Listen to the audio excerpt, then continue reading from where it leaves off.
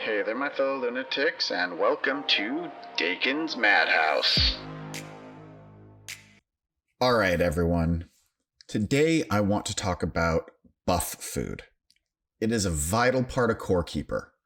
Whenever you're fighting bosses, you're gonna want to buff yourself as much as possible. There are 3 ways to buff your character with consumables: crops, fish, and potions. The first 2 can be cooked and combined together for various bonus effects. I'm going to lump all consumables that can't be cooked into the potions category just for simplicity. But let's start by focusing on the first 2, crops and fish.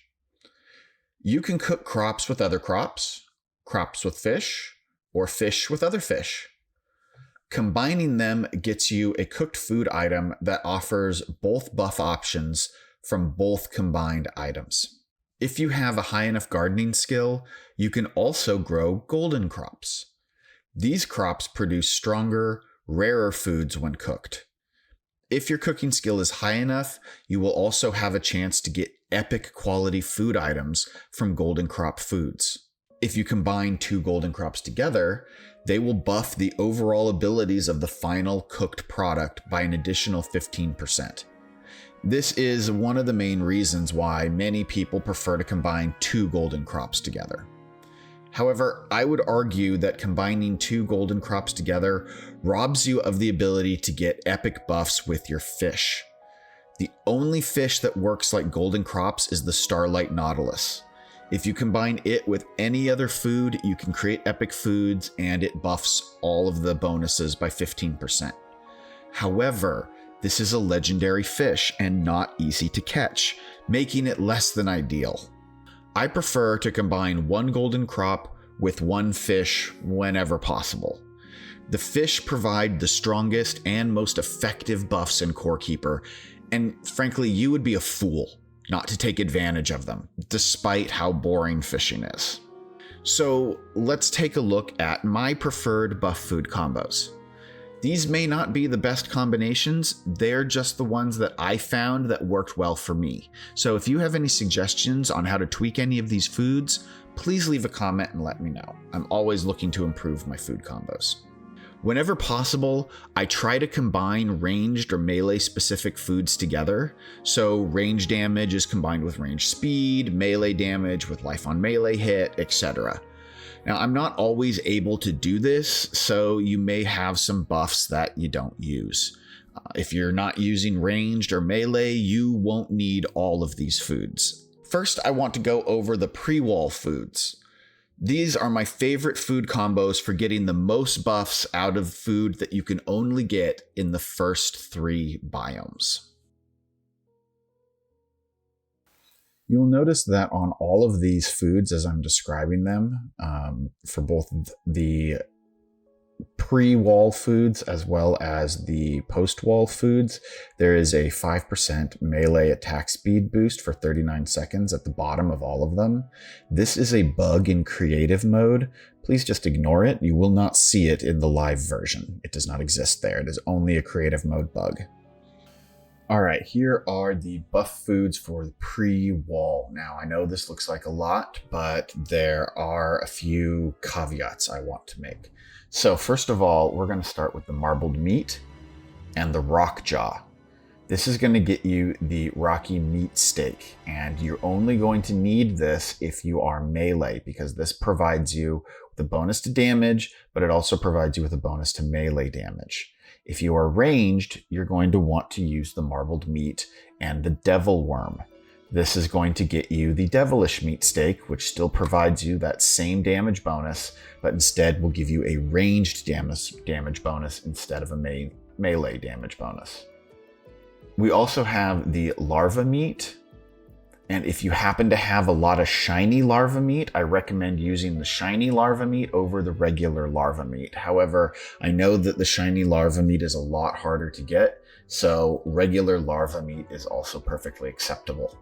And when it comes to the fish for this one, we have the pink palace fish, but we also have the teal palace fish. The one that you use is going to depend on if you're melee or ranged. So for examples here, I went ahead and did the larva meat with the pink palace fish and got the pink meat steak. This gives me a critical hit chance as well as a melee attack speed boost. If you used the teal palace fish instead, then you would get a ranged attack speed boost. And by using the shiny larva, we get not only the critical hit chance boost that is higher than the normal lava steak, but we also get life on melee hit.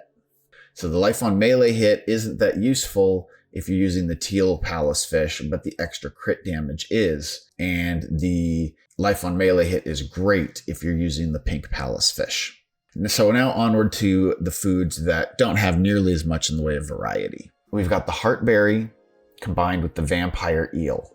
This gets us the vampiristic berry pudding, which gives us life on melee hit as well as a boost to our maximum health. The maximum health boost is great whether you're ranged or not. The life on melee hit is only useful for melee. Then we've got the glow tulip and the gem crab. This gets us the glowing crab sushi, which provides us with an armor boost as well as a boost to our glow. Next, we have the bomb pepper combined with the crown squid. This gets us the spicy squid sushi, providing us with a knockback chance as well as a boost to our movement speed. Then we've got the carrack combined with the daggerfin fish. This gets us the sharp stone dip snack. This gives us a bonus to our thorns as well as a boost to our armor. So this one is only for melee. And then finally, we've got the grumpkin combined with the blue cave guppy. This gets us the lumpy guppy fillet, which provides us with a bonus to our dodge chance as well as a boost to our mining damage. If you don't have your mining skill high enough that you have miner's strength, then the benefit of the mining damage doesn't really do much for you. And if that's the case, then I personally recommend taking the cave guppy and swapping it with the carrack. And don't worry about using the grumpkin or the daggerfin, and instead just use the carrack with the blue cave guppy. This will get you the crunchy guppy fillet, which gives you a dodge chance with an armor boost. Now, if you have access to the outer biomes, I have an entirely different list of preferred foods. The really good fish are in the desert, and the shimmering frontier crops are excellent. Make a couple buckets, build a dodge set, and then head out to get yourself some lava and other biome waters. If you can make a portal, I recommend setting up a hidden lake of water in the middle of the desert. You can grab water from the dirt biome and just move it to the desert to get desert fish. Replace the desert ground with something else though, or you will summon bomb scarabs. All right, so let us start with the golden bloat oat as well as the Tortoise kingfish. Combine these together to get the royal oat cereal. This will provide you with a boost to your damage for 5 minutes, as well as a reduction to the amount of food drained while running. Next, we have the golden sunrise combined with the elder dragonfish. This gets us the elder sun curry. This provides us with a bonus damage against bosses, as well as a bonus to our melee and ranged attack speed, bonus to our critical hit chance, as well as immunity to burning. Then we've got the golden lunicorn combined with the verdant dragonfish. This gets us a damage reduction against bosses, a boost to our dodge chance, as well as a boost to our critical hit damage. Then we've got the golden carrack combined with the sandy spikeback. This will get you the sandy stone dip snack, which provides you with a boost to armor, as well as a boost to knockback chance, a boost to maximum health, and a boost to thorns. The thorns part is really only relevant for melee. However, it is still useful if you do happen to get hit by someone in melee, if you're ranged. Then we've got the golden grumpkin, as well as the bright lava eater. These can be combined to get you the bright lump soup. This provides a bonus to mining damage, as well as a boost to mining speed, and a healing boost to our health over time regeneration, primarily our healing potions. The mining damage and mining speed boosts are only useful if you're melee. However, the healing boost is useful for everybody. Then we've got the golden heartberry combined with the dark lava eater. This gets us the dark berry pudding. Now, the only thing that's really advantageous in this one is the life on melee hit. All of the other bonuses that you get from this food, there are better bonuses provided by other foods. So really, it's the life on melee hit that we're going for here. So if you are not using melee, you do not need to eat this food. We have then got the golden bomb pepper combined with the pink coralotl, and this gets us the coral red pepper wrap. Benefit from this one is a movement speed boost, as well as a boost to our ranged damage.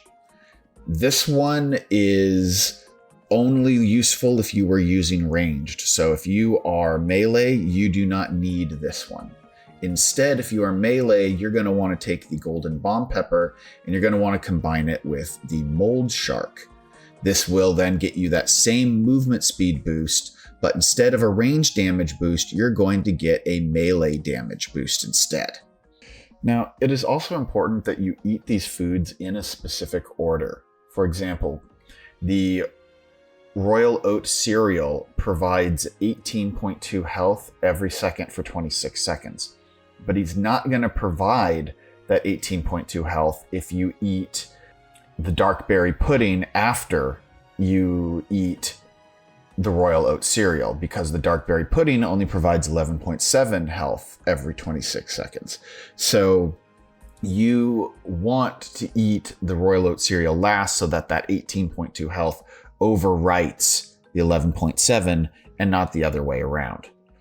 This is also true for the Elder Sun curry, as the 17.1% melee and ranged attack speed for 5 minutes, 6.5 for me here because of my skills, can be overwritten by the moldy pepper wrap, which has a 4.5% melee attack speed for only 1 minute and 18 seconds. So you want to eat the moldy pepper wrap before you eat the Elder Sun curry. And finally, you need to make sure that you eat the dark berry pudding before you eat the sandy stone dip snack, because the dark berry pudding provides 75 max health, while the sandy stone dip snack provides 117. And you want that 117, not the 75. So the order that I cook all of my food in is I start with the dark berry pudding, then I go with the sandy stone dip snack, then I've got the verdant moon sandwich, followed by the moldy pepper wrap or the coral pepper wrap, whichever I'm doing.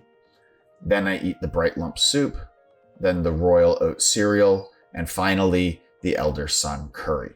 Now, the reason I end with the Elder Sun curry and not the Royal Oatmeal or the Royal Oat cereal is because the Royal Oat cereal provides a 15% damage bonus against bosses for 1 minute, while the epic Elder Sun curry provides a 30% bonus for 6.5 minutes.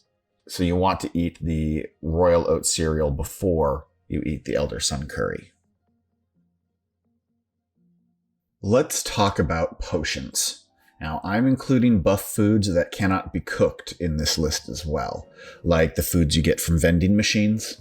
I have not included every potion and food item, however, just the ones with bonuses that I thought were worth using during a boss fight.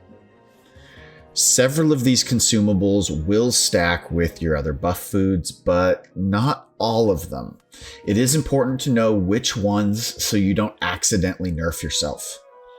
If you consume one of the potions that does not stack, it will overwrite your existing buff with a worse one. So first, let's go over the ones that do appear to stack.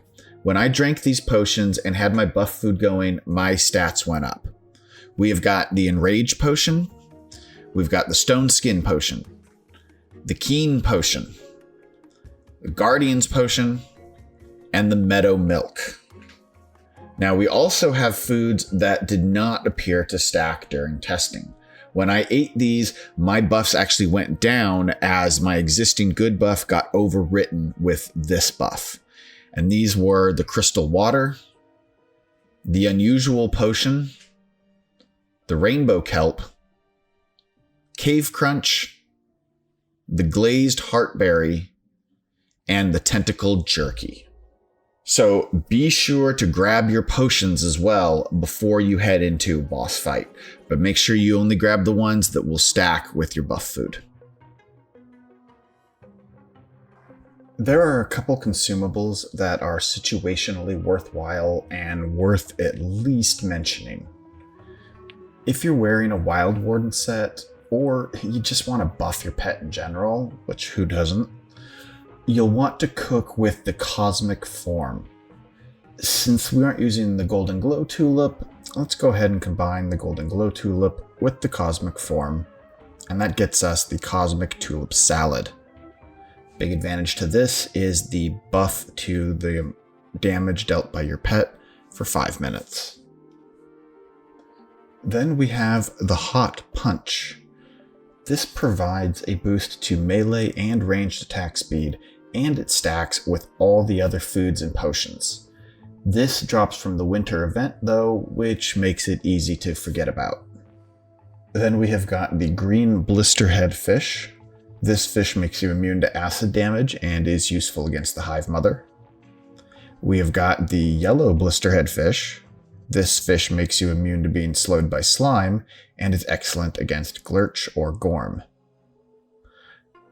And finally, the Rot Fish, which makes you immune to mold infection. This isn't helpful against bosses, but it is helpful when traversing the mold subbiome. So this is my ninja crit build that I have not made a video for yet, but will make one soon, I promise. If you're watching this in the future and the video already exists, well, hooray. But it does 805 to 993 damage with a 74% crit chance and 275 crit damage. And this is before buffs. So let's go ahead and let's eat some buff food and let's see what it looks like after.